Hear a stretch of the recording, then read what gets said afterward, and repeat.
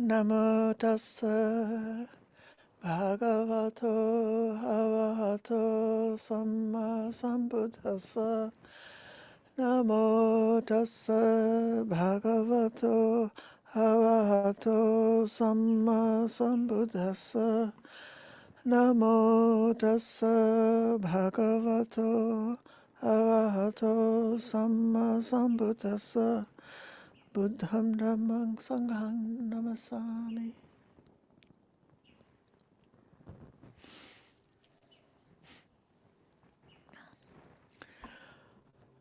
The sutta that I've chosen for today is a short one in the Sutta Nipāta, but it's regarding a topic that one could speak about for at least one entire hour, maybe one entire day, one entire week, or one entire year. One could spend pondering and reflecting on the subject of dependent origination. So I think we have enough to think about in this subject sutta today.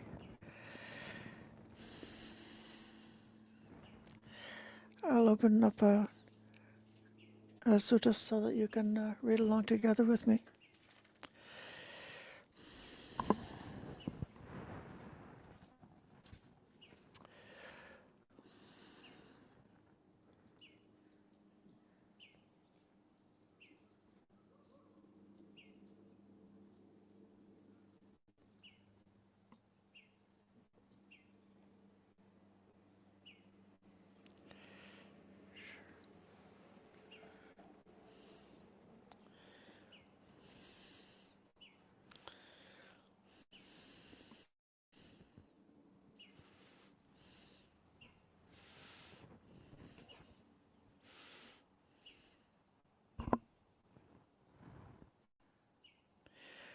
At one time, the Buddha was staying near Savatthi in the stilt longhouse of Megara's mother in the eastern monastery. Now, at that time, it was the Uposatha day, the Sabbath, the full moon, on the 15th day, and the Buddha was sitting in the open surrounded by the Sangha of monks. Then the Buddha looked around the Sangha of mendicants who were so very silent. He addressed them. Suppose, O bhikkhus, they are questioned thus. There are skillful teachings that are noble, emancipating, and lead to awakening. What is the real reason for listening to such teachings? You should answer only so as to truly know the pairs of teachings. And what pairs do they speak of?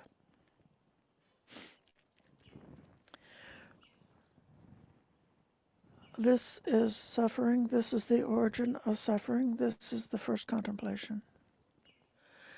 This is the cessation of suffering. This is the practice that leads to the cessation of suffering. This is the second contemplation.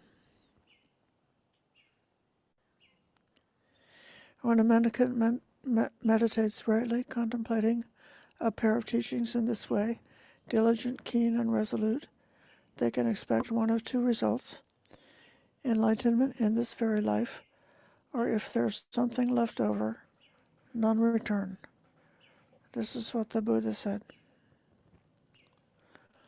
So,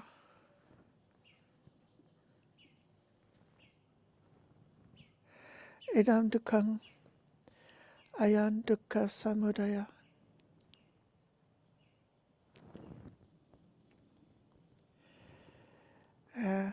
This is the eka anupassana, the first contemplation.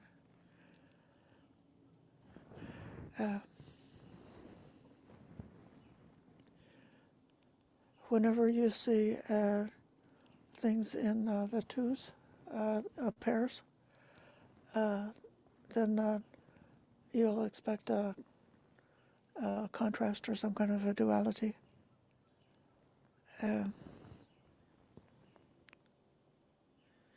whenever you see something that's 4, that indicates something which is very complete, that the total picture is described within 4 things. If you ever see something described in terms of 8, that's double completion. So 8 is even more lucky and fortunate than 4 in terms of something which is complete. And then you may also see things that are complete in terms of 12 or 16 or 32. So here the Four Noble Truths is broken down into this pair. The first 2 related to this world of dukkha, this world of samsara, suffering and its cause, and the second 2 related to the liberation.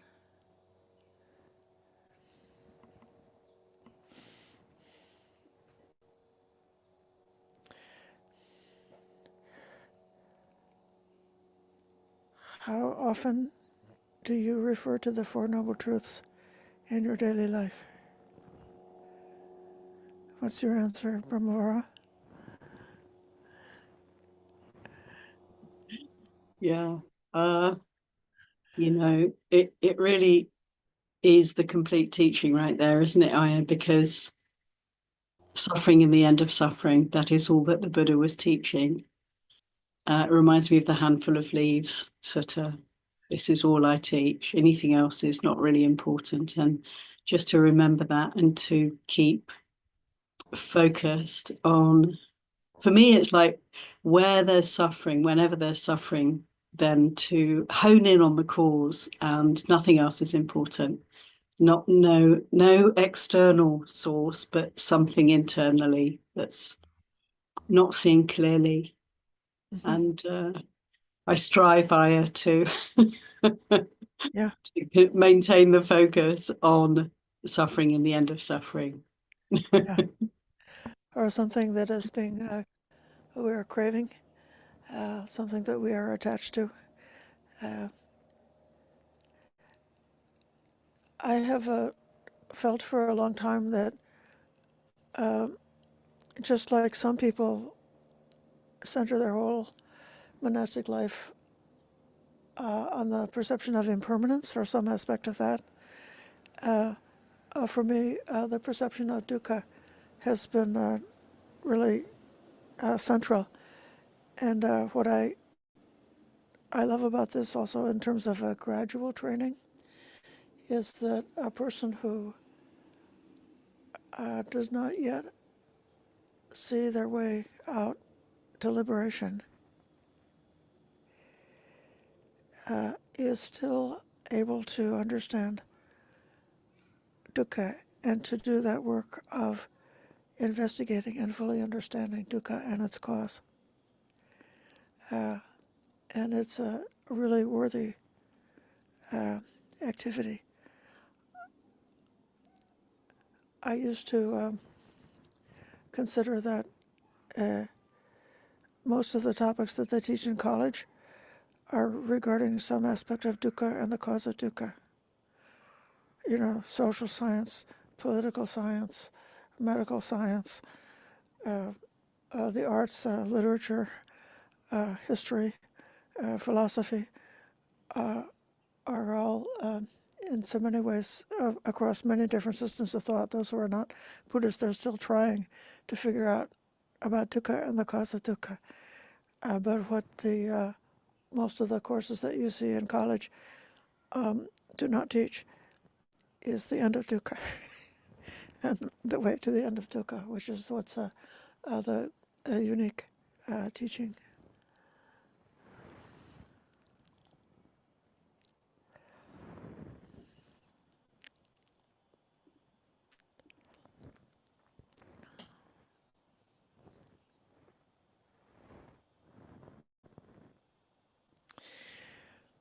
Then the Holy One, the teacher, went on to say, there are those who don't understand suffering and suffering's cause, and where all suffering ceases with nothing left over. And they do not know the path that leads to the stilling of suffering. They lack the heart's release, as well as the release by wisdom. Unable to make an end, they continue to be reborn and grow old. So that's half of the duality. But there are those who understand suffering and suffering's cause, and where all suffering ceases with nothing left over. They understand the path that leads to the stilling of suffering. They're endowed with the heart's release, as well as the release by wisdom, able to make an end. They don't continue to be reborn and grow old.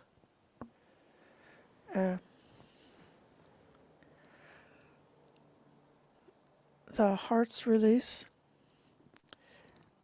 is ceto vimutti sampanna.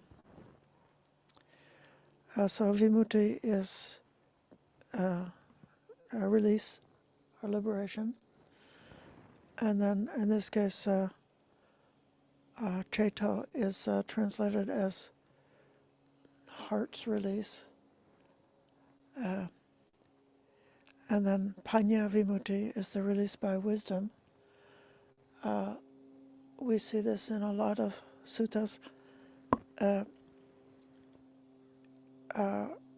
One of the descriptions of a fully enlightened arahant is one who's liberated in both ways. So the ceto vimutti is one who has fully mastered meditation, including the jhanas and the formless meditations.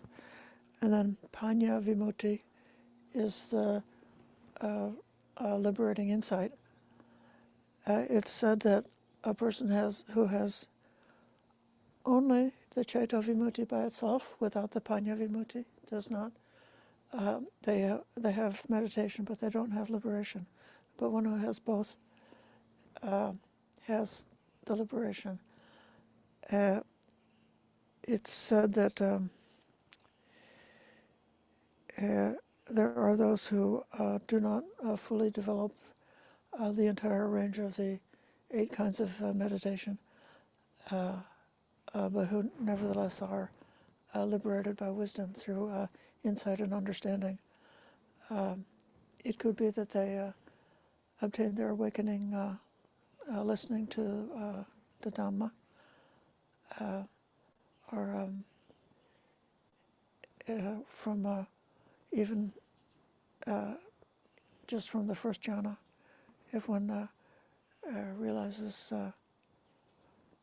the impermanence and non-self and dukkha nature of the first jhana, then standing on that, it's possible to open the gate and obtain that liberation.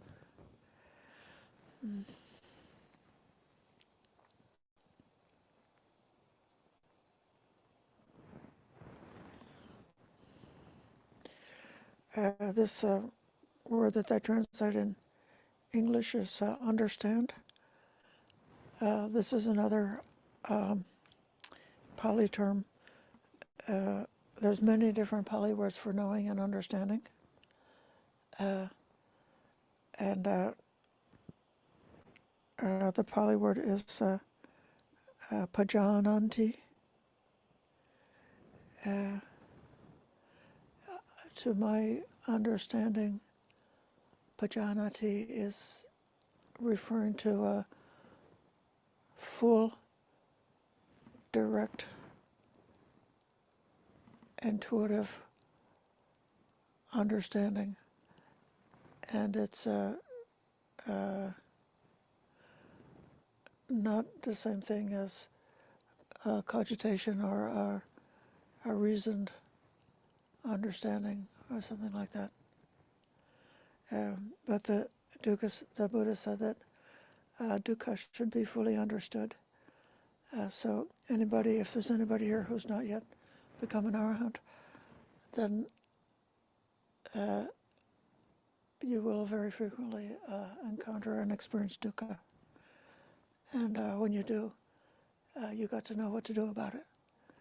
And the thing that you got to do about it is to understand it.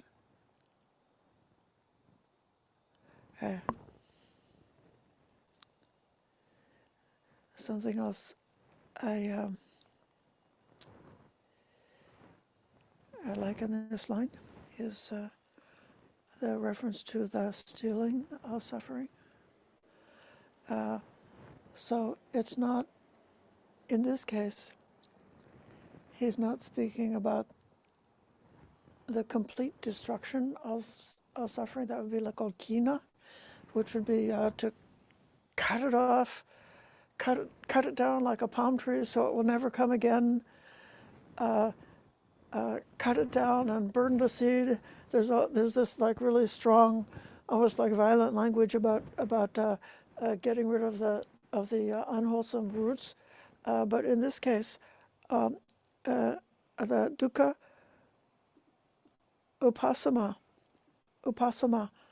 that's a stilling, that's making it become pacified, quiet, tame, still, until this viraga, until it fades away and becomes weaker and weaker and weaker until it disappears.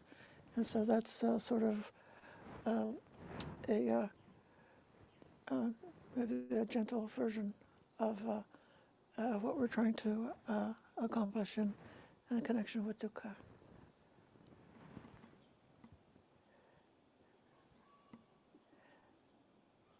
It's because it's a short sutta. I'm stopping frequently. Now I'm going to welcome your comment, or what do you know? How much do you actually know about the stilling of dukkha? Or how much do you really know about the way to the stilling of dukkha? What do you really know about the arising of dukkha and its cause?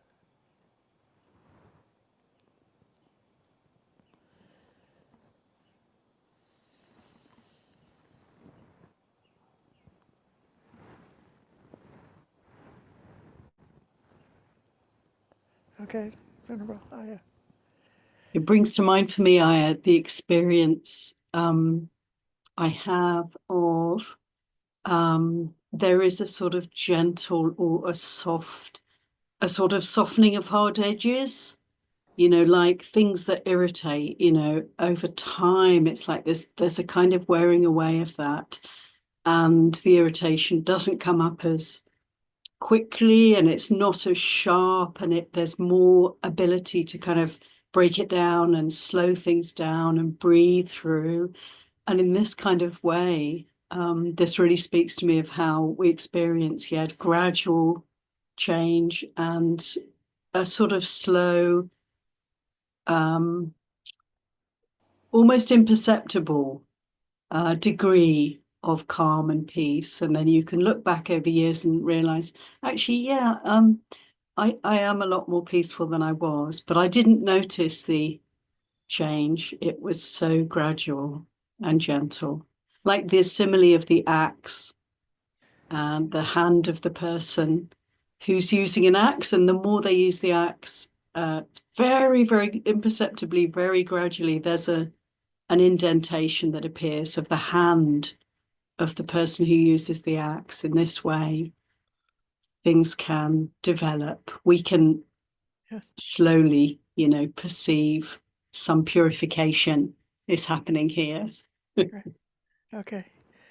Until eventually it breaks, that axe handle breaks, and it's taken so many years for it to be gradually worn away. Huh? Okay, Karina.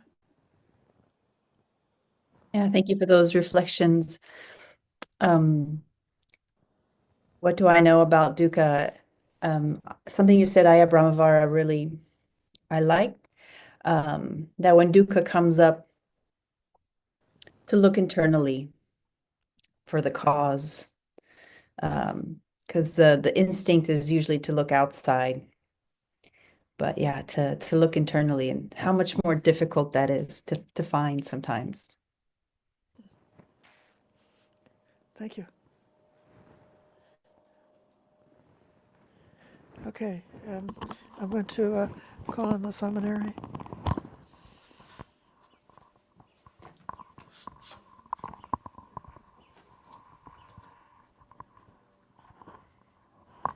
Hi, Venerable. Dukkha. I know that all these negative thoughts, negative feels dukkha. Therefore, from my experience, for some reason, I naturally switch it because I didn't like that. So switch it internally, just find the opposite of dukkha, of anything that makes me feel bad. And sometimes I said it out loud. Even my kid, especially my daughter, heard about it. She said, you know, life has to suffer. You can't just switch everything.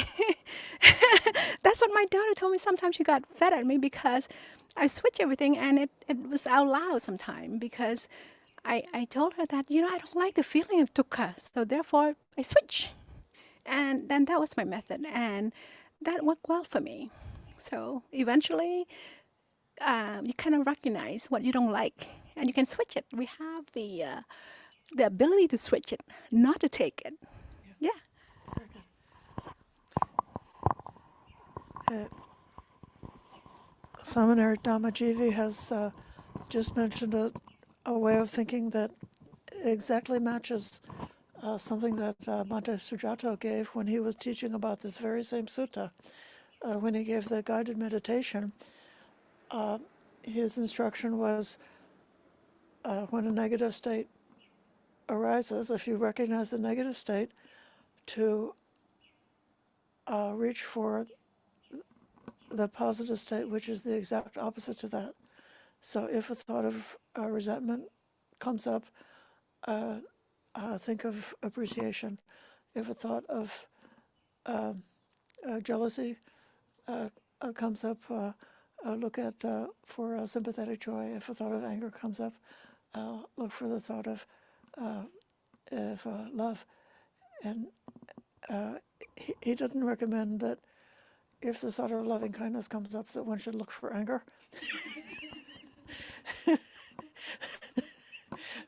But he did, and for a lot of people, it seems almost impossible to just go from a negative state to the polar opposite. This is why, in some cases, they teach like doing it like gradually, different like gradual ways of substitution to work your way out of a negative state, like the way the ocean develops gradually, so that one goes in the shallow water little by little, in the deep water. But then when the mind is trained, well, you might naturally have this capacity, or if the mind is trained, and if you know that actually it's possible, we've got the freedom. It's my mind. I have the right to think in the way that I choose to think in the mind. And so once I've learned how, yes, I could substitute a positive for a negative. I'll call on Karen.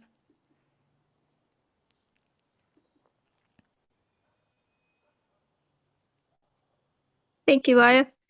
For me, the stillness of dukkha, I think of equanimity and the experience of that. And I've had an experience where, you know, in the past you get in a car accident and you're freaking out, you know, during the middle of this car accident.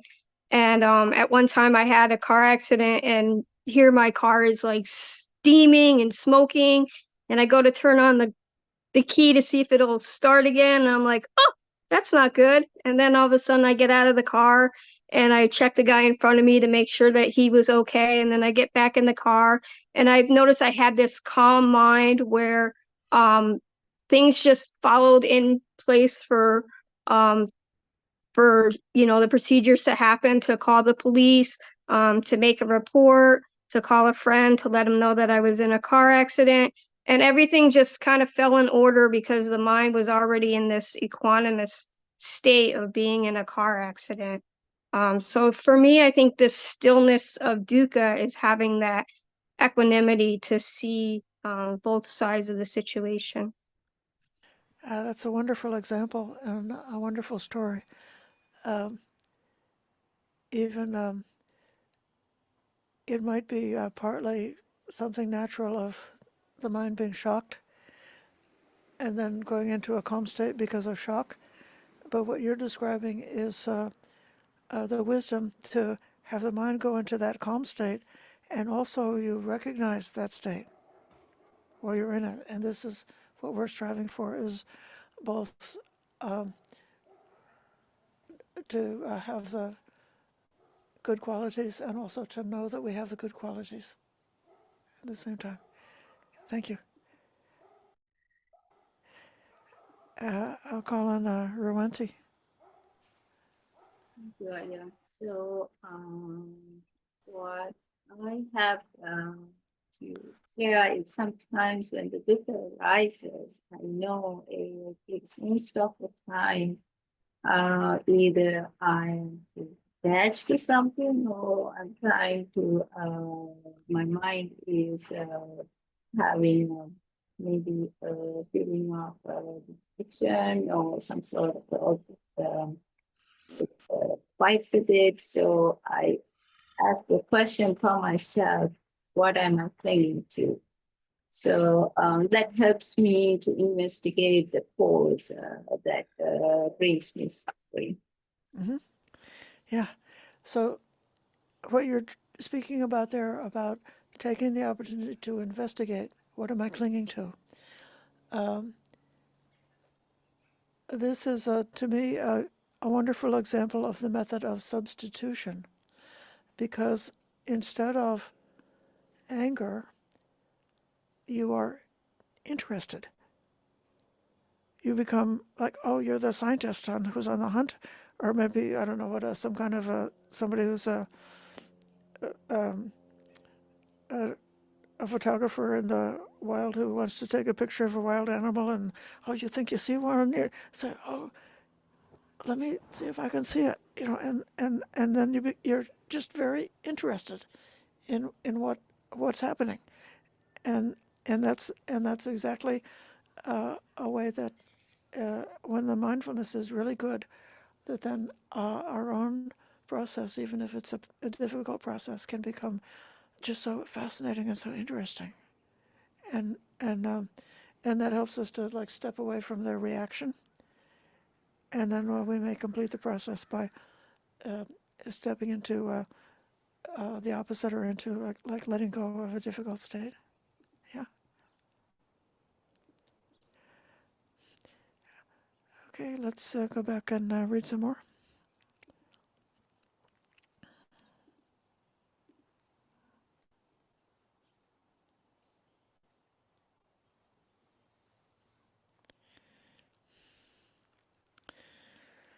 So these people are endowed with the heart's release as well as the release by wisdom, able to make an end. They don't continue to be reborn and grow old. So this is coming out of the cycle of rebirth, and it's in this way that the contemplation of death, which we were doing through the month of November, for somebody who is a bodhisattva or somebody who's on the path, it could culminate in saying, oh, there's this death. Why do people die? Why do they die? Oh, they die because they were born. Why are they born? They're born because of becoming. Why becoming? They become something because of clinging, and so on like that. So that investigation of death at the deepest level leads to being able to discover the deathless, that which is not staying on this cycle of birth and death.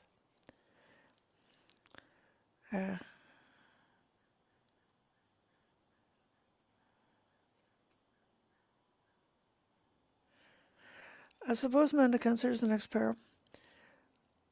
When questioned, they questioned you thus: could there be another way to contemplate the pairs?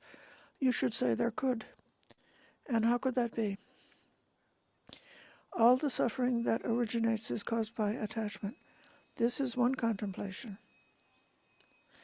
With the utter cessation of attachment, there is no origination of suffering.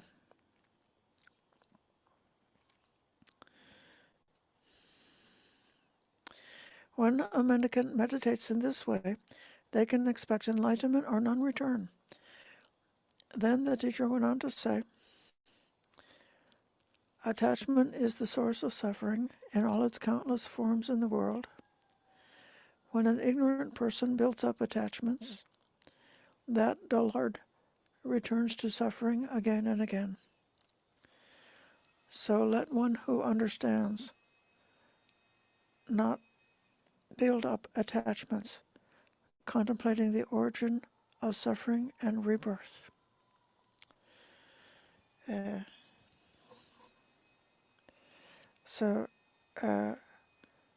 Attachment here is the Pali word upadi.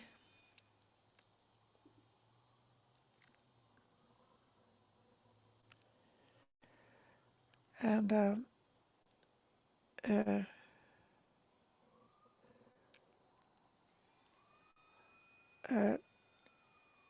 there's the well-known statement that craving, tanha, is the cause of dukkha. And then there's this related statement about upadi, or sometimes you see that it's closely related to the Pali upadana, which is craving, which is translated as clinging. So the difference between craving and clinging, you could say that a craving is more basic, more of a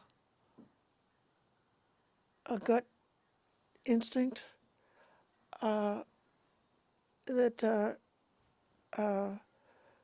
literally it means thirst, and that's actually something anybody who's got a body will experience thirst, because the body's made up of largely of water, and it needs water, and so the body itself is causing us to experience thirst. Even a wild animal can experience craving, but then upadana is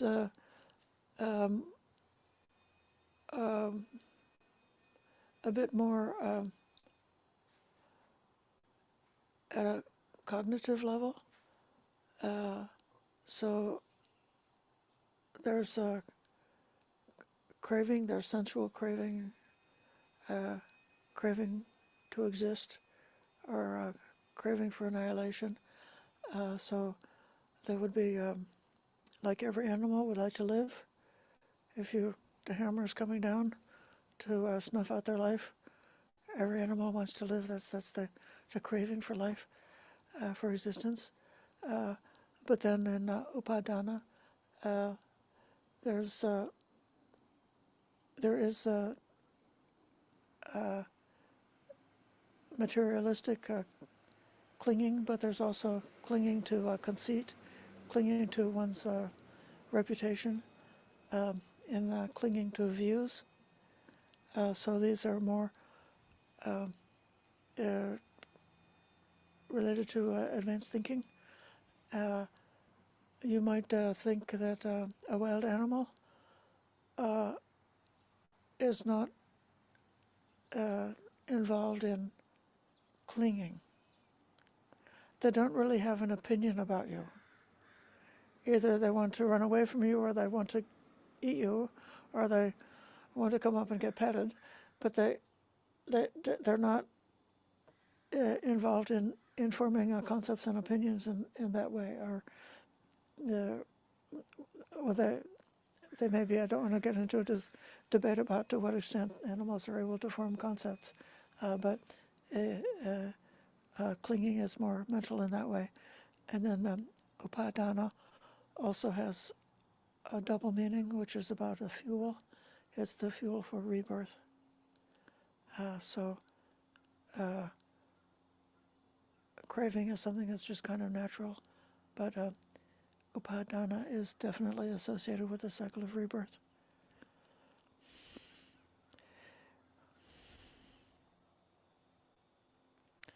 Yeah.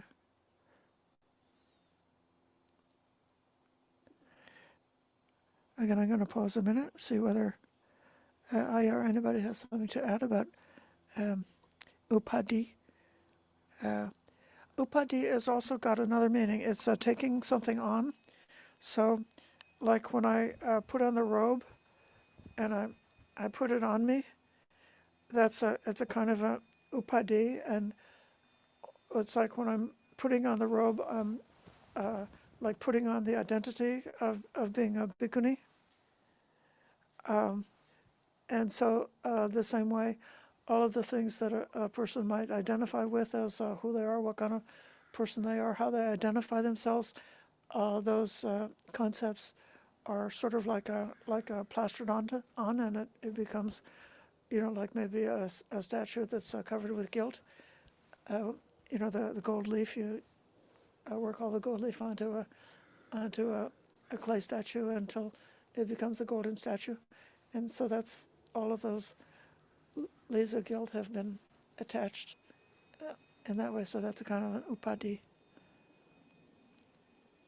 What do you think, Venerable?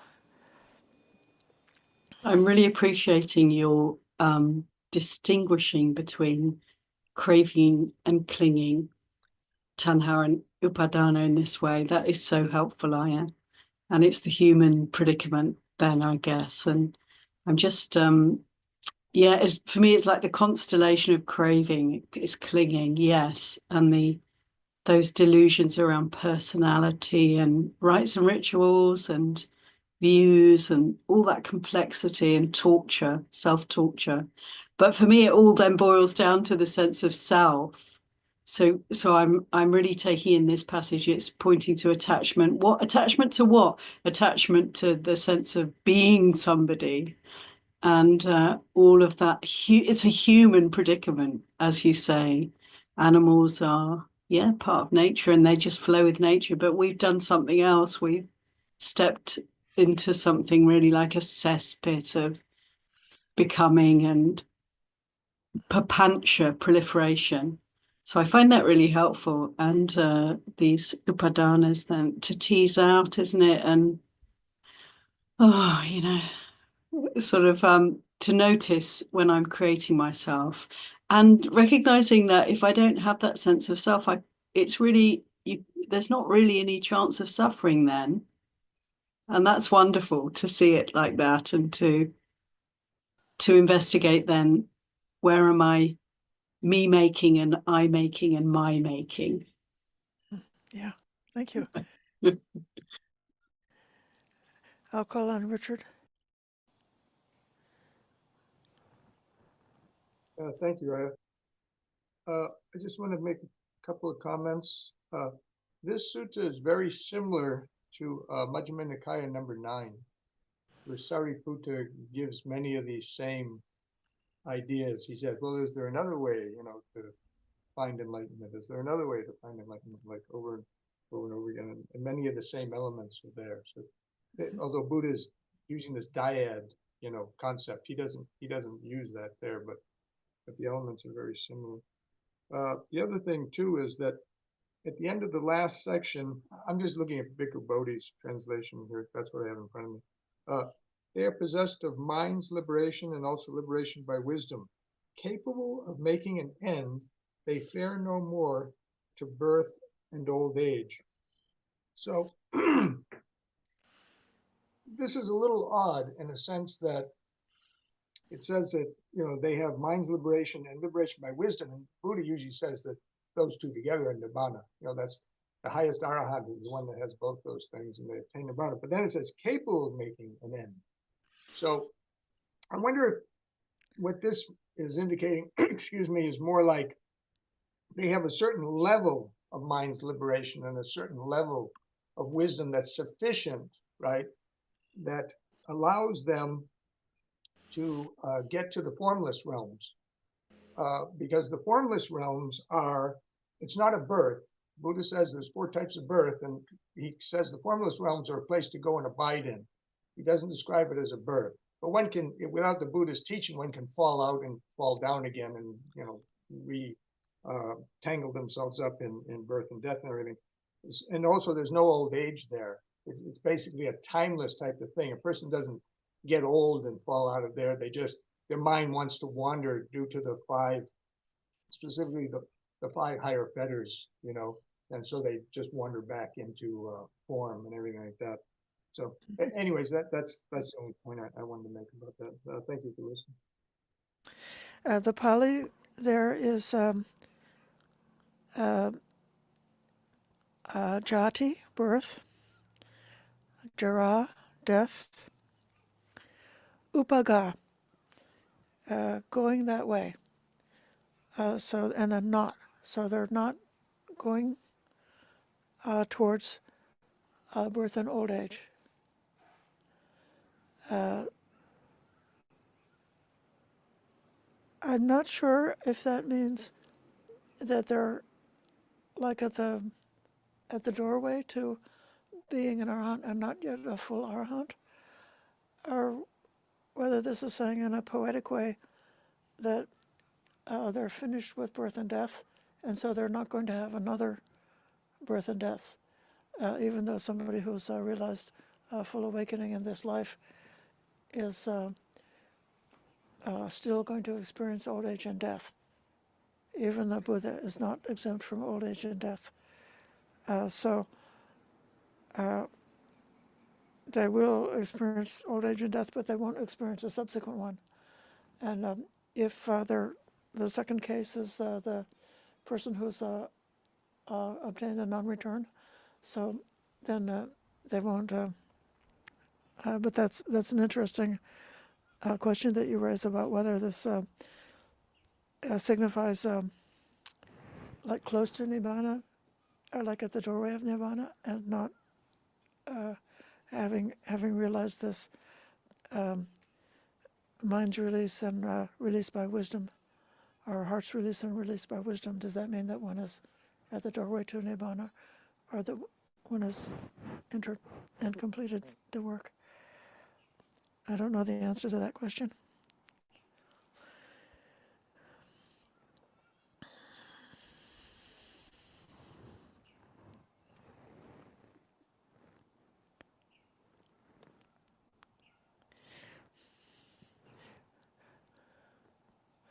It's not to say that somebody is very often like a freedom that we are aiming for is expressed in a negative, not expressed in a positive.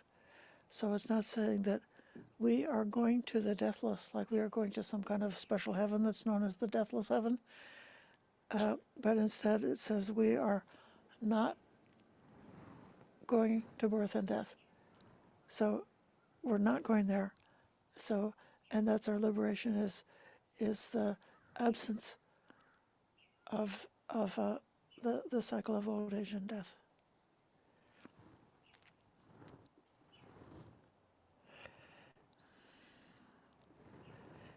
I'll continue reading.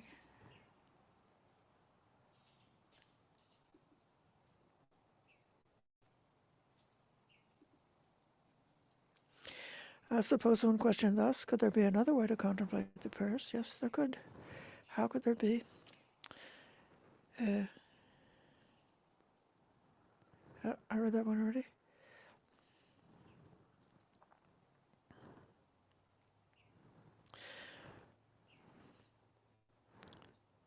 All suffering that originates is caused by ignorance. This is one contemplation. With the utter cessation of ignorance, there is no origination of suffering. This is the second contemplation. When a mendicant meditates in this way, they can expect enlightenment or non-return. Then he said the same thing in verse. So it's so interesting that Richard was pointing out that this is similar to Majjhima number 9. So very commonly a bhikkhu or a bhikkhuni in the ancient system of training would memorize one of the Nikayas. So they might memorize the middle length discourses or the long discourses or the connected discourses, but they wouldn't necessarily, everybody would not be able to memorize the entire Tipitaka, the entire basket of suttas, Vinaya, and Abhidhamma. So then the different schools that were specialized in one of the sets of the teachings would try to make sure that all of the essential teachings were included in what was going to be memorized. And so then, no matter which one of the Nikayas you look at, you will find a teaching about dependent origination.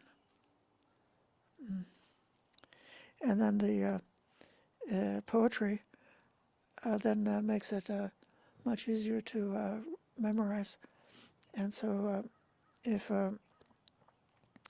we were training ourselves in the old way, we might skip the prose sections of this sutta and just memorize the poem, and recite the poem then on a daily basis, and then that way it gradually gets embedded into our memory, and it's always available for us to recall and bring that into our awareness. Those who journey again and again, transmigrating through birth and death, they go from this state to another, that destination due only to ignorance. For ignorance is the great delusion, because of which we have long transmigrated. Those beings who have arrived at knowledge do not proceed to a future life. So this is a kind of a similar statement in the negativity. They're not going towards old age and death. They're not going to another life.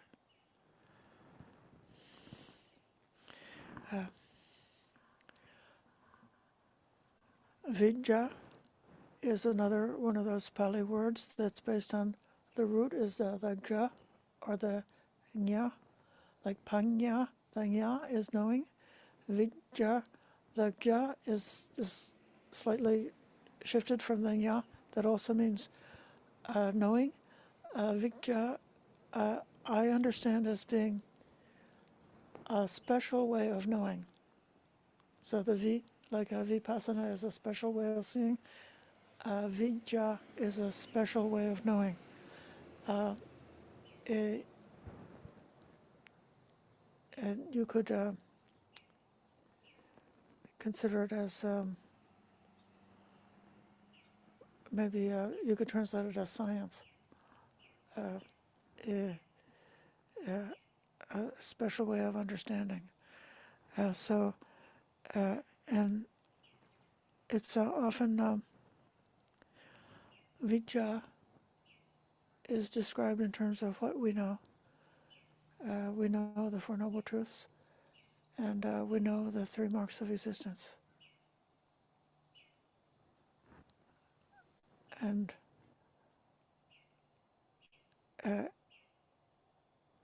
it certainly is also a way of knowing. It's not simply that one has memorized the catechism. That's not the meaning of possessing vidya.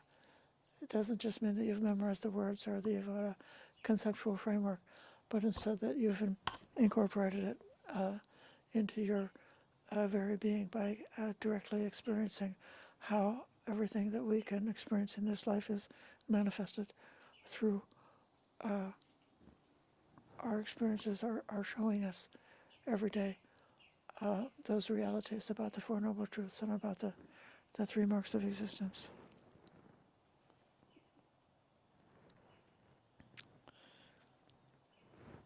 I may be accelerating in the near future, but I'll give Brahmavar a chance to add a comment on ignorance. What's the significance of ignorance?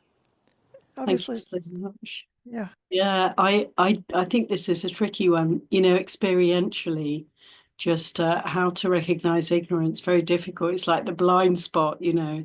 So I find the other ways more accessible, more interesting, because they're more easy to work with.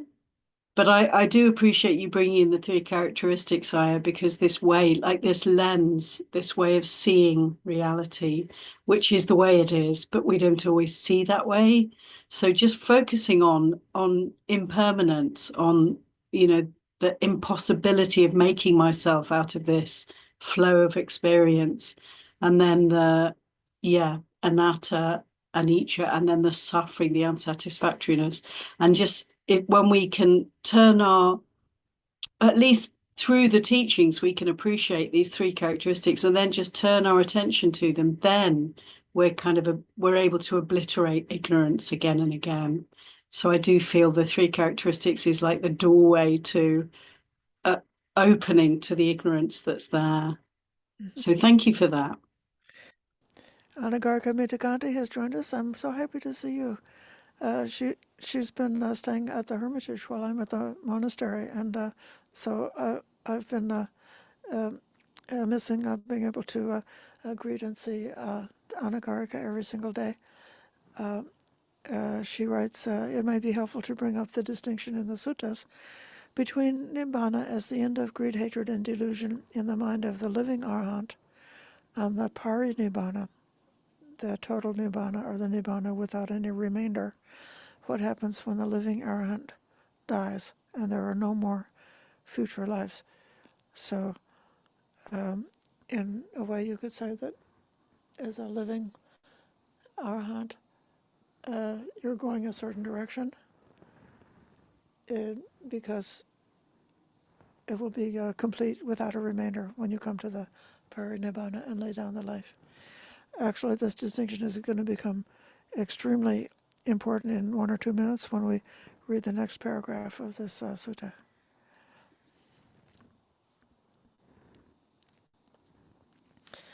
Could there be another way? How could there be all suffering? Okay. Could there be another way? Yes, there's another way. What is this other way? How could there be another way? All the suffering that originates is caused by choices. This is one contemplation. The utter cessation of choices. With the utter cessation of choices, there is no origination of suffering. This is the second contemplation.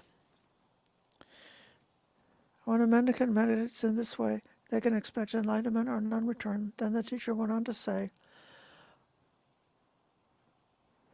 in verse, all the suffering that originates is caused by choices. With the cessation of choices, there's no origination of suffering. Knowing this danger, that suffering is caused by choices, through the stilling of all choices. Choices is his word for sankhara.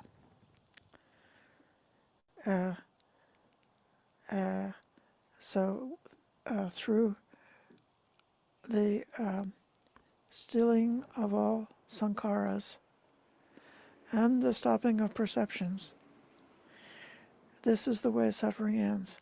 For those who truly know this, rightly seeing knowledge masters, the astute, understanding rightly, have thrown off Mara's yoke, do not proceed to a future life. Now we're coming into some of the steps of the 12 steps of dependent origination, which starts from ignorance, and then dependent on ignorance arises sankharas, or the volitional formations, or the mental formations, or the proliferation of mental fabrication, the proliferation of all of the concepts of the mental world, that we fabricate. And but how could you say that sankhara is ceased in an arahant? Because the arahant is still casting his divine eye across the world, looking for a person who's ready to wake up, and making the choice to appear before that student who's ready to awaken, and makes the choice on purpose intentionally. They give a Dhamma teaching, which is transforming. By intentionally they decide that to walk from this village to another village. So how could you say they're free of sankhara? My understanding is that they're free from the type of sankhara which is accompanied by craving and clinging and producing another life, producing rebirth. So they would say that the sankhara, or the volition, has ceased in the sense that you don't have the kind of sankhara that's taking you to another life. If you look at the meaning of sankhara in, like in the Indian systems, not only Buddhist but the other systems, it would be very much associated with rebirth and what kind of rebirth you get. So there's another sutta that says, if someone wants to be a wealthy Brahmin, they may be reborn as a wealthy Brahmin. If they want to be a Deva, they may be reborn as Deva. So that is, if they create these sankharas towards another life, then they can get what they wished for. They can get what they created. Or if somebody is filled with fear and remorse because of their evil deeds, and they feel they can create a painful sankhara which is bound for hell. And then, as we hear Ajahn Brahm saying, with that sense of guilt and remorse and obsession with their evil deeds, they can be reborn in hell, and they can stay in hell as long as they think they deserve to stay in hell. So these things, like every birth that we got, is something that was chosen. So the sankhara is the kind of volitional formation that makes us choose coming to birth in some state of existence. And somebody maybe explain why either they agree with me or they don't agree with me there, about what it means to say that the sankhara has ceased in somebody who's still alive.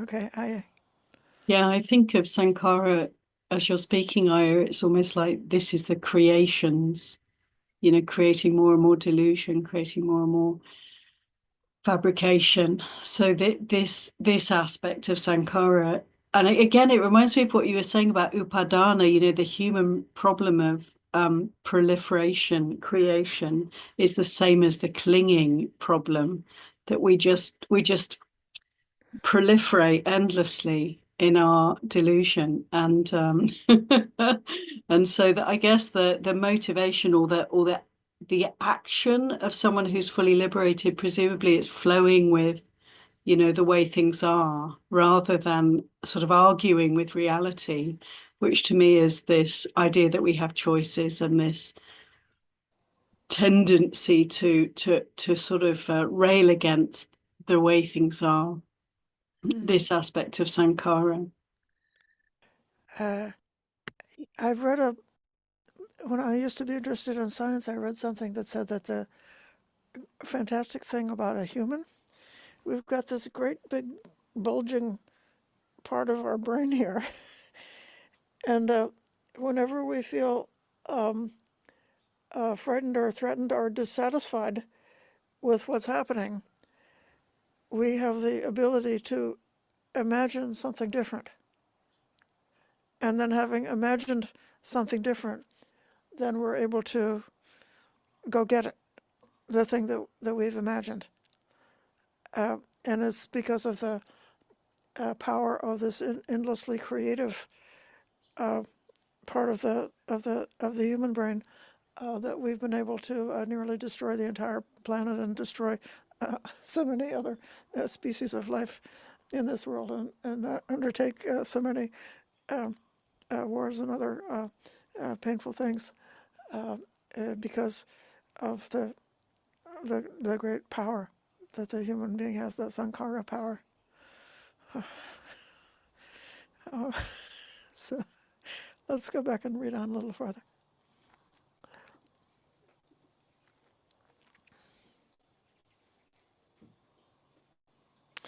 Could there be another way of understanding the pairs? Yes, there could. All the suffering that originates is caused by consciousness. That's a vijnana. This is one contemplation.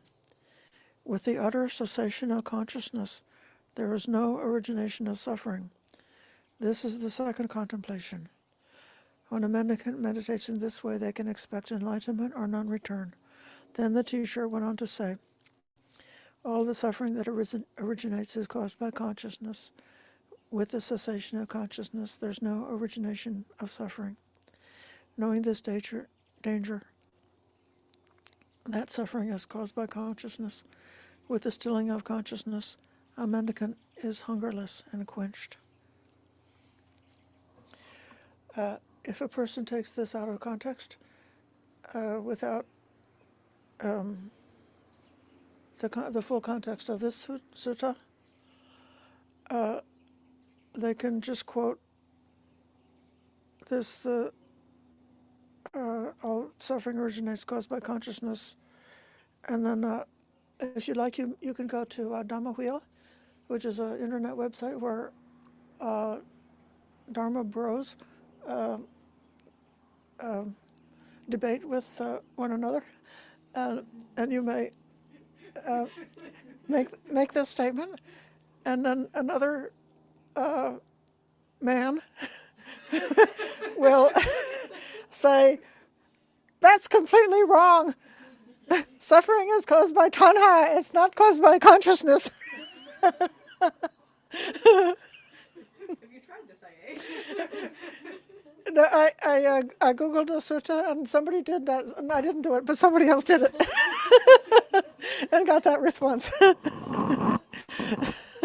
So then we should appreciate that in a different kind of way, vijnana in the Buddhist system is something that in the tradition is associated with rebirth. Outside of Buddhism, or those who had a slightly confused understanding of the Dhamma, sometimes make the statement that it was the vijnana, which is the thing that runs on from life to life and inherits the karmic result of the previous choices. And then we also have the term which is called, within the proper explanation of the Buddhist teaching, as it's explained in the commentary, vijnana is explained.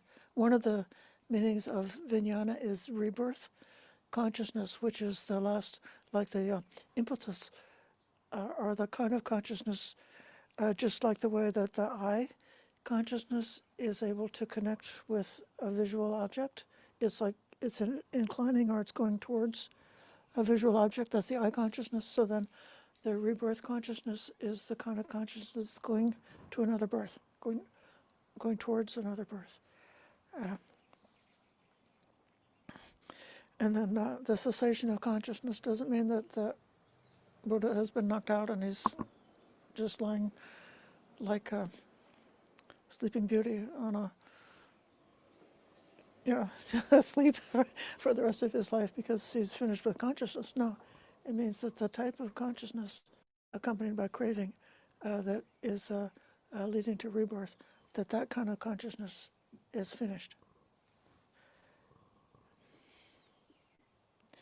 I'll call on Richard.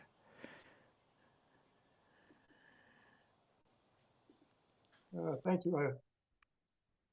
I think there's a subtle thread going on here, which is, Buddha, of course, explains the Four Noble Truths first, and then he goes on to attachment.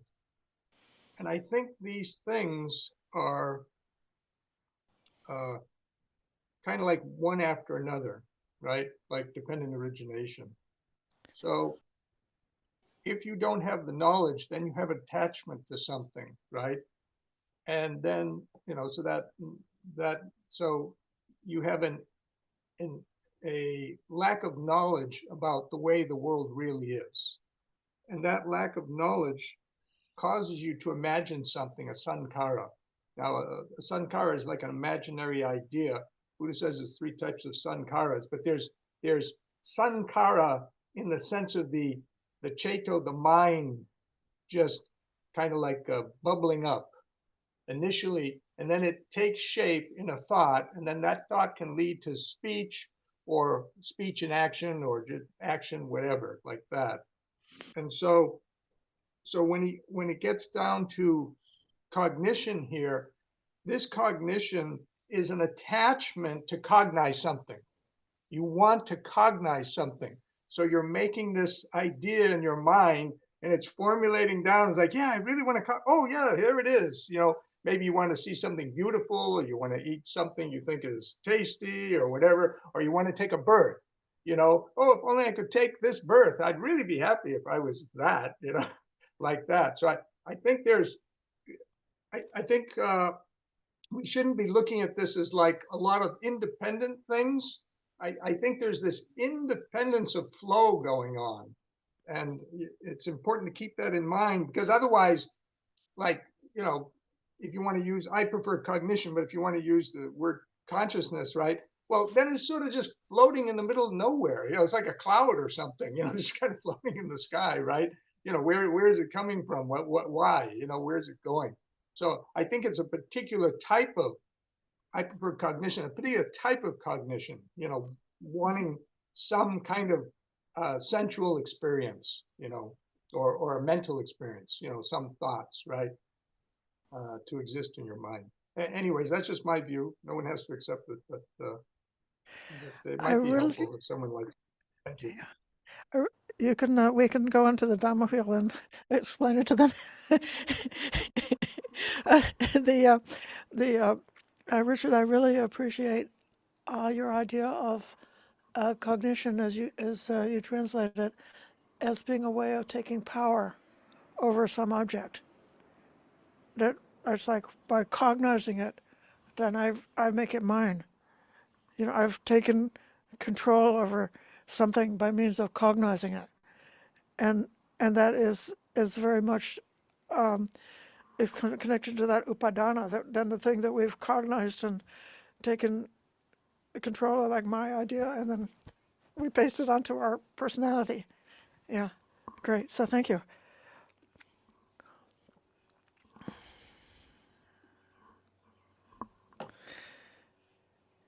Do you have something to add, or should I rush ahead? Okay, I'll rush ahead.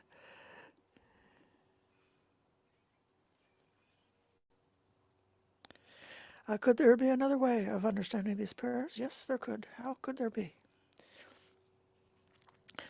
All the suffering that originates is caused by contact.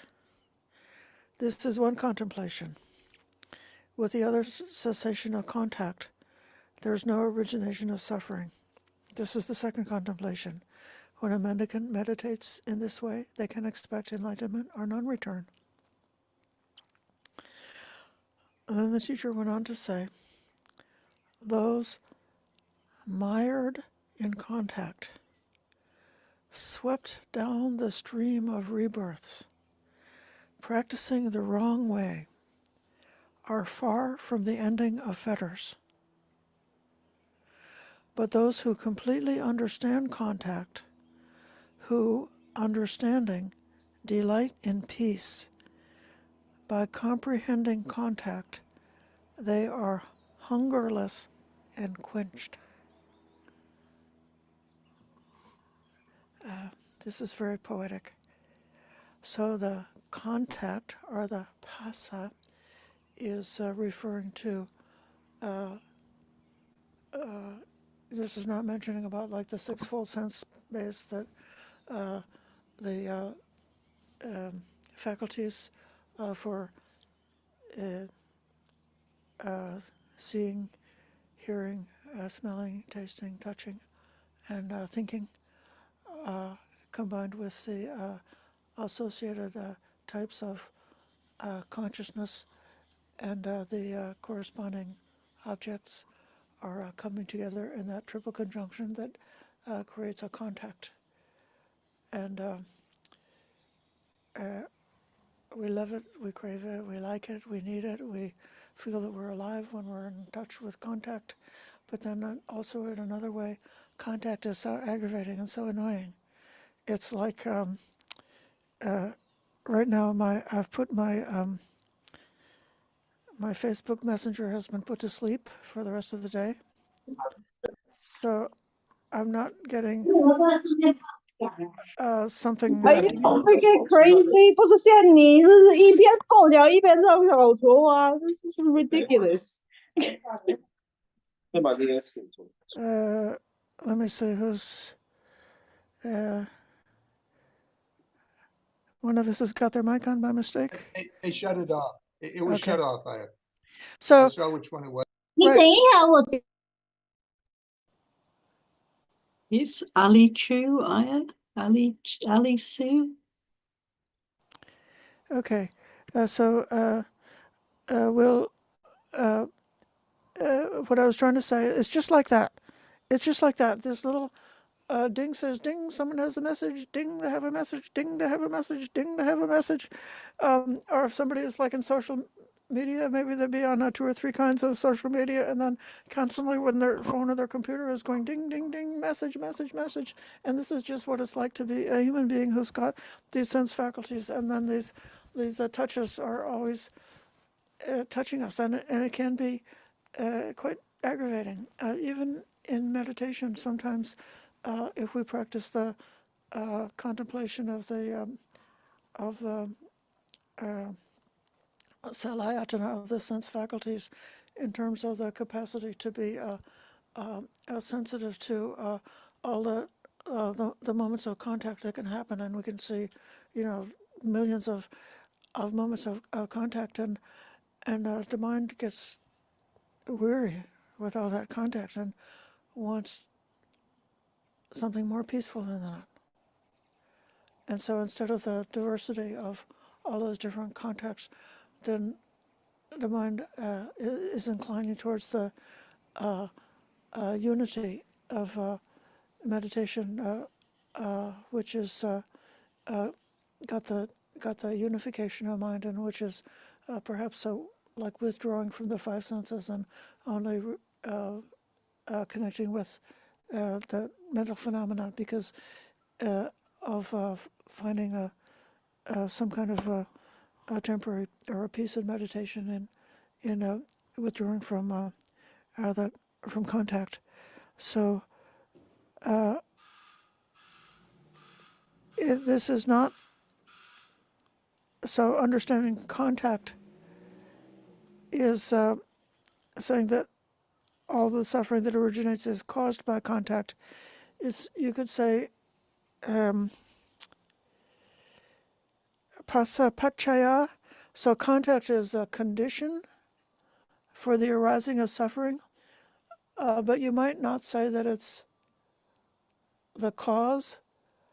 The metaphor we could use is if somebody is murdered with a knife, you could say that the death was conditioned by the presence of the knife, but the knife didn't cause the murder. The murder was caused by hatred and by a volition, by a choice, a decision. But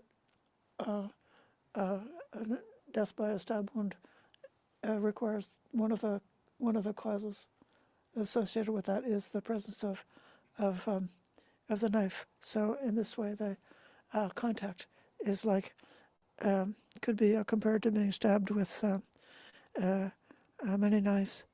In the cycle of birth and death, with the pictures in the Tibetan tradition, when they speak about Vedana, which is the next factor after contact, they have a picture of a person with an arrow going into their eye. And that's how we should come to be disillusioned and not look for happiness through contact. Even though, like in another way, people we love having a lot of contact, and it makes us feel real. But it's not the answer. What do you think, Brahmavara? Yeah, I'm just considering what Richard was saying, that the context and how, just like with consciousness, it's the consciousness that's tinged with ignorance. It's the separative consciousness that creates all the suffering and becoming, and in the same way, contact. Like if we see clearly, the Buddha gave that simile, didn't he, of the flayed cow as the nutriment of contact. Actually, contact, it's like being beaten and bombarded, and it's actually quite horrible if we see clearly. And so when we're not seeing clearly and we're enjoying contact, that's the problem. Seeking more of that is to our great detriment. And so these verses, I think, are very beautiful because they're really pointing to this. Wake up. See contact for what it really is. Feel it for what it really is. Yeah. I'm going to accelerate now and go through several at once. I thought I didn't have enough Dhamma to fill it 1.5 hours, but I have more than enough. Could there be another way? All its suffering and originates is caused by feeling. We said that already. That's just what we're coming to. Based on contact is feeling. With the other cessation of feeling, there's no origination of suffering. That's the second contemplation. Having known everything that is felt, whether pleasure or pain, as well as what's neutral, both internally and externally, as suffering. Deceptive, falling apart, they see it vanish with every touch. And that's how they understand it. Vijanati. With the ending of feelings, a mendicant is hungerless and quenched. Is there another way? All the suffering that originates is caused by craving. That's one contemplation. With the utter cessation of craving, there's no origination of suffering. That's the second contemplation. Craving is a person's partner. As they transmigrate on this long journey, they go from this state to another, but don't escape transmigration, knowing this danger that craving is the cause of suffering. Rid of craving, free of grasping. A mendicant would wander, mindful.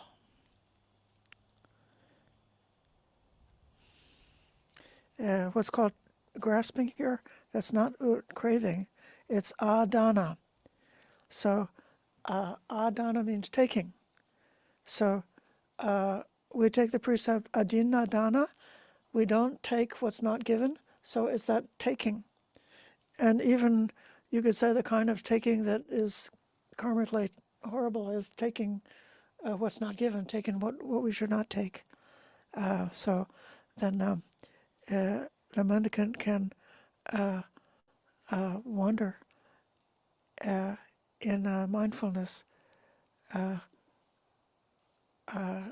not craving anything and not taking anything. I mean, not taking anything on.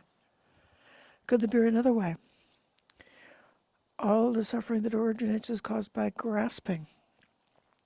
This is now, we talked about upadi before, this is like upadana. This is the one contemplation with the other cessation of grasping. There's no origination of suffering. Grasping is the cause of continued existence. One who exists falls into suffering. Death comes to those who are born. This is the origination of suffering. That's why, with the end of grasping, the astute, understanding rightly, having directly known the end of rebirth, do not proceed to another life.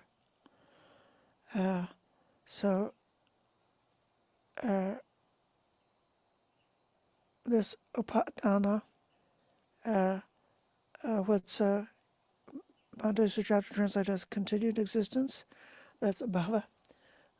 Some people translate it as becoming, some translate it as existence, some translate it as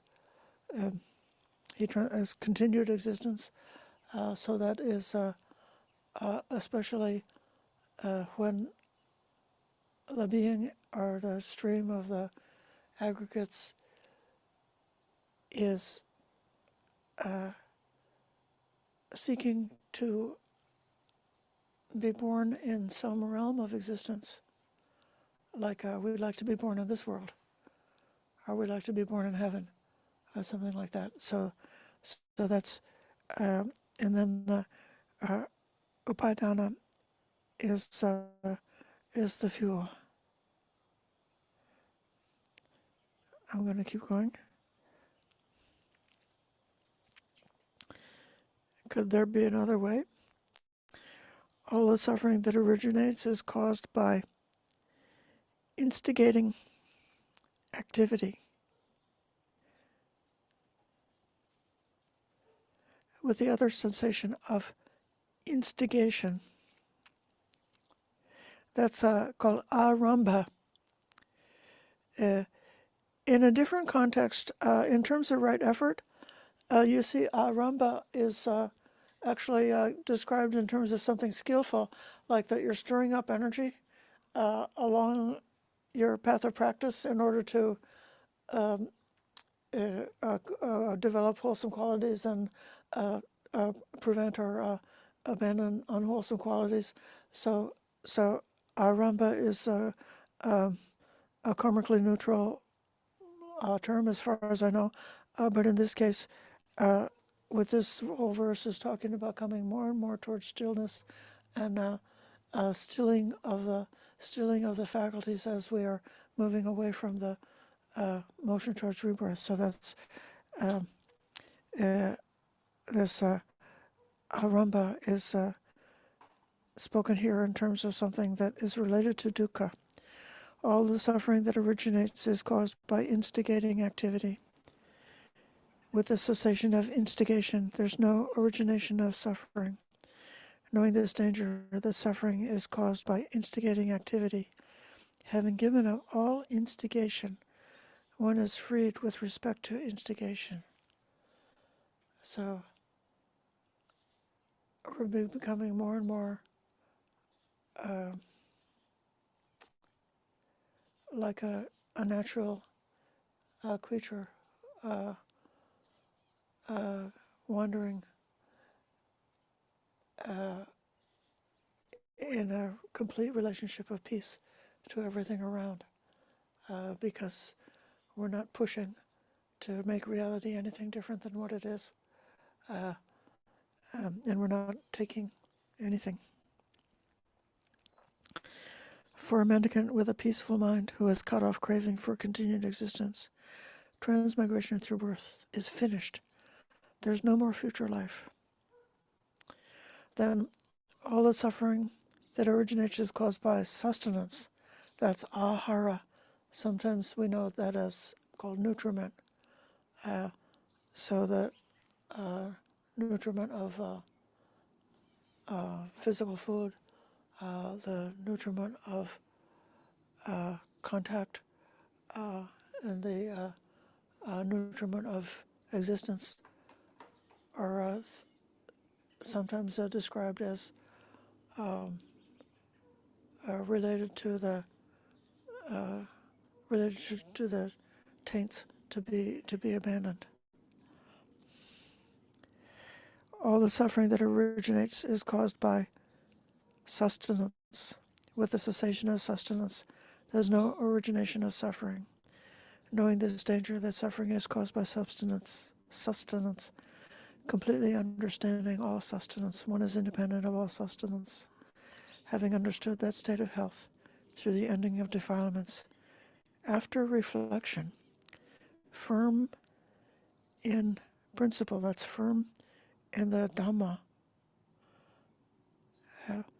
a knowledge master cannot be reckoned. A knowledge master is called a Vedagu. And the Sankhya, that's a measurement. So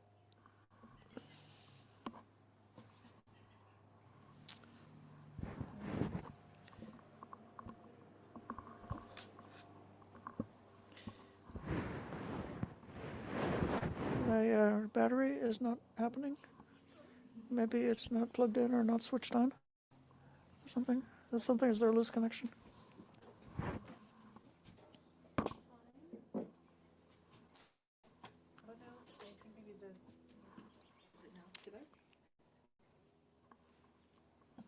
Is it better now? I flipped the switch on the. Oh, okay. Yeah, I think it's better now. Thank you. My computer was going to obtain Nibbana.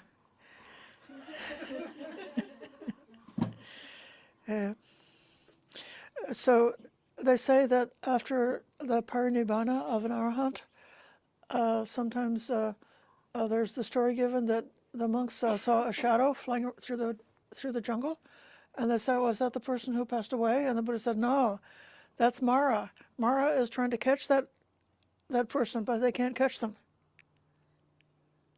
because of obtained their complete cessation. So they no longer can be found by Mara. They no longer can be caught. No longer can be measured. They're beyond measurement."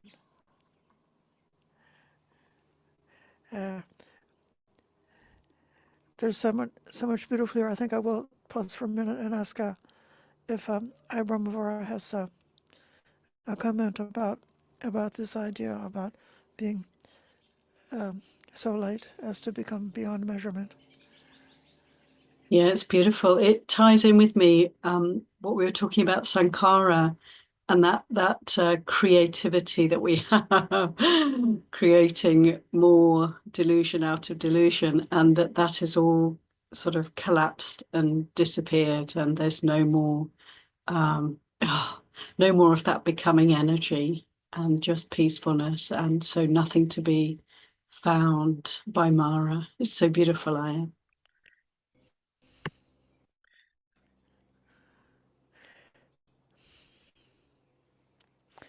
Um,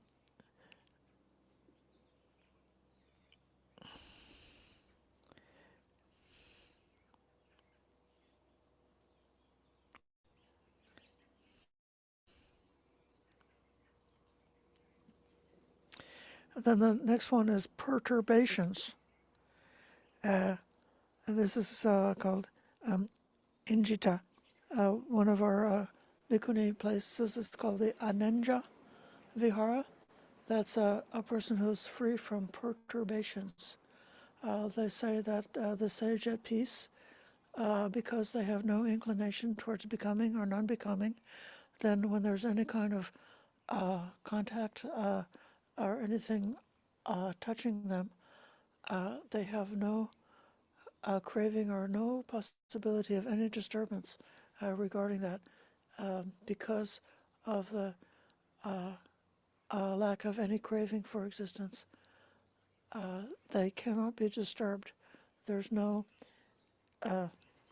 swelling of conceit, like the tides of conceit don't flow over them. They're completely beyond any kind of disturbance. So with the other cessation of perturbation, there's no origination of suffering. All the suffering that originates is caused by perturbation. With cessation of perturbation, there's no origination of suffering. Knowing this danger, that suffering is caused by perturbation, that's why having relinquished perturbation and stopped making karmic choices, that stopped creating sankharas, imperturbable, anejo, free of grasping, anupadana, a mendicant would wander mindful. The next one, there's no agitation. That's called chalati, for one who's independent. So we were talking about dependent origination, one thing leading to another. When one has gone beyond and it's all ceased, then we are independent. Anisito. For the independent, there's no agitation. The dependent grasping goes from this state to another without escaping transmigration. Knowing this danger, the great fear and dependencies, independent, free of grasping, a mendicant would wander mindful. And then the next one is about the formless meditations, even going beyond that. There are beings in the realm of luminous form and others stuck in the formless. Not understanding cessation, they return to future lives. But people who completely understand form, not stuck in the formless, released in cessation, they are the conquerors of death. And then finally, what in this world with its gods, Maras, divinities, this population with its ascetics, Brahmins, gods and humans, focuses on as true, the noble ones have clearly seen with right wisdom to be actually false. What the world thinks is true, the noble ones know to be false. What the world focuses on as false, the noble ones have clearly seen with right wisdom to be actually true. This is the second contemplation. So this is how rare it is to realize our path. See how the world with its gods imagines not self to be self, habituated to name and form, imagining this is truth. For whatever you imagine it is, it turns out to be something else. And that is what is false in it, for the ephemeral is deceptive by nature. Extinguishment, that's a nibbana, has an undeceptive nature. The noble ones know it as truth. Having comprehended the truth, they are hungerless and quenched. I think I'm going to stop here.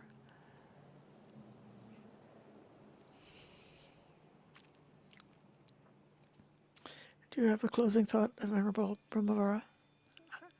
I'm just amazed at this sutta. It's so incredible. And it's just layer on layer on layer. Or rather unfolding on unfolding of deeper and deeper ways of seeing the truth. It's beautiful. I hope we get to complete it maybe next time, I don't know. Or we have to read it ourselves.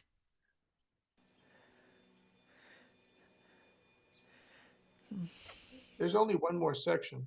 One more section. Let's Okay, go through it. I'm going to go on with the Yeah. last bit. Okay. Let me read it. I was just getting nervous because of time.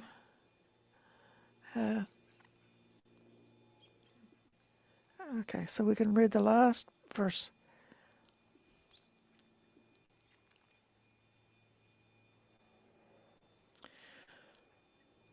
The Holy One, the teacher, went on to say, sights, sounds, tastes, smells, touches, and ideas, the lot of them, they're likable, desirable, and pleasurable, as long as you can say that they exist.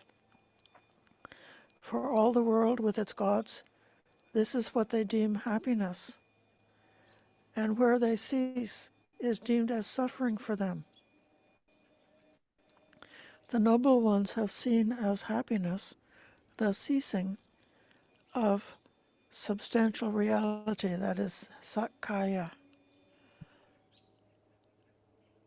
This insight by those who see contradicts the whole world. What others say is happiness, the noble ones say is suffering. What others say is suffering, the noble ones know as happiness. See, this teaching is hard to understand. It confuses the ignorant. There is darkness for the shrouded, blackness for those who don't see. But the good are open like light for those who see. Though close, they do not understand those fools, inexpert in the teachings. They are mired in the desire to be reborn, flowing along the stream of lives, mired in Mara's way. This teaching isn't easy for them to understand. Who, apart from the noble ones, is qualified to understand this state? Having rightly understood this state, the undefiled become fully extinguished. That is what the Buddha said.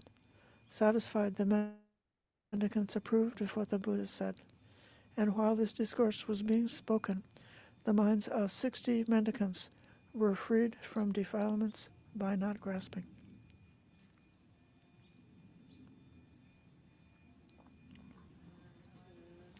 Sadhu, sadhu, sadhu. Sadhu.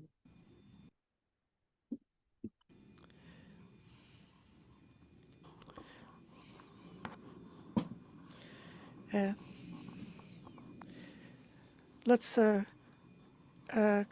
close by giving a respect to the Buddha, Dhamma, and Sangha.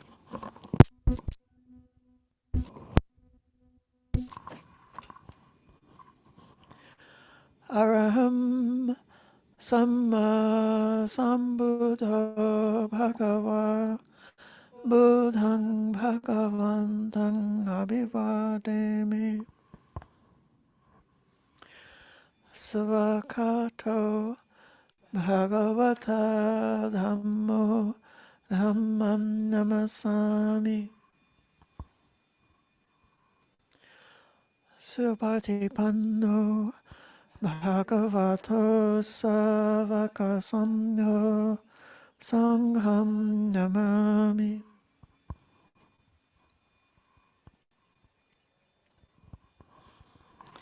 Thank you, everybody, for your patient listening. Oh, Richard, you can give us a final reflection to close this out. Thank you. Thank you. You touched upon it. You mentioned the word sakkaya. So Yes. that's satkaya, existing body, view, and the noble disciple eradicates that. So that's like the opening. You know, you get that opening, and then your mind is now open, and eventually you'll understand all these other things in detail. It doesn't quite come out in the translation. It doesn't come out in Bhikkhu Bodhi's translation either. But I think that's right. What the indication of putting that in there is. Anyways, that's just my opinion. But thank you for listening. Okay, we agree. Okay, so thank you all for your patient listening. And we will see you on Tuesday or next weekend. Thank you so much.